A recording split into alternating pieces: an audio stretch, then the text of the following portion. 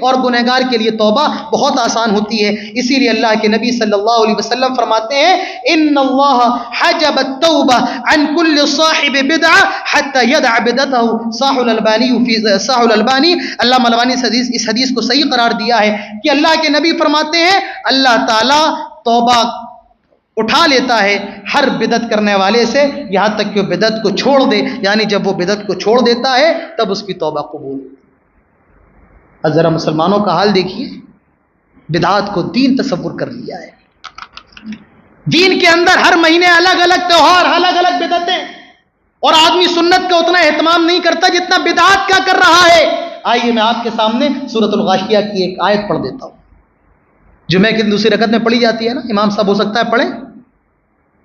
اللہ تعالیٰ فرماتا ہے هل اتاک حدیث الغاشیہ، کیا تمہارے پاس ابھی چھپا لینے والی چیز کی خبر نہیں آئی ہے؟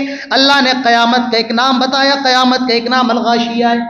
هل اتاک حدیث الغاشیہ وجوہ یومئذ خاشعہ، اس دن بہت سے چہرے ڈرے ہوئے ہوں گے، عاملۃ ناصبہ، وہ دنیا کے اندر بہت زیادہ عمل کر کے آئے ہوں گے، وہ دنیا کے اندر ایسے بہت سے کام کر کے آئے ہوں گے، انہوں نے اس کو دین سمجھا ہوگا، عاملۃ ناصبہ تصلی نارا حامیہ، لیکن ایسے لوگ جہنم کے اندر جائیں گے، ایسے لوگوں کا ٹھکانہ بھی جہنم کے اندر ہوگا۔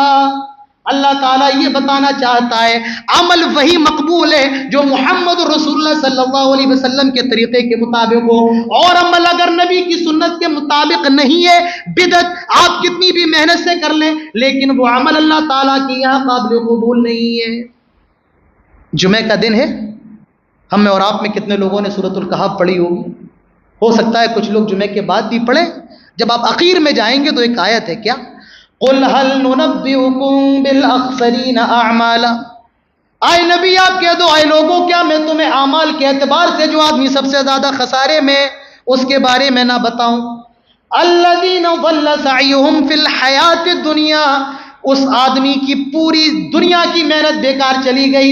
الَّذِينَ يَحْسِبُونَ أَنَّهُمْ يُحْسِنُونَ صُنْعًا، جو یہ سمجھ رہا تھا کہ میں بہت اچھا کام کر رہا ہوں لیکن اس کا کام اس کو فائدہ نہیں پہنچا سکتا ہے۔ عمل تو بڑا کر کے آئے لیکن سنت کے مطابق نہیں۔ یاد رکھو ایسا عمل اللہ کی بارگاہ میں قابل قبول نہیں ہے۔ آپ کا عمل کتنا اچھا کیوں نہ ہو، کتنا بہتر کیوں نہ ہو، کتنا زیادہ کیوں نہ ہو، اگر اس پر سنت کی مہر نہیں ہے تو اللہ کی یہاں اس کی کوئی بھی اوقات اور کوئی بھی حیثیت نہیں۔ اور یہ میں نہیں کہتا ہوں، یہ محمد رسول اللہ صلی اللہ علیہ وسلم کا فتویٰ ہے۔ اللہ کے نبی فرماتے ہیں من احدث فی امرنا ھذا ما لیس منہ،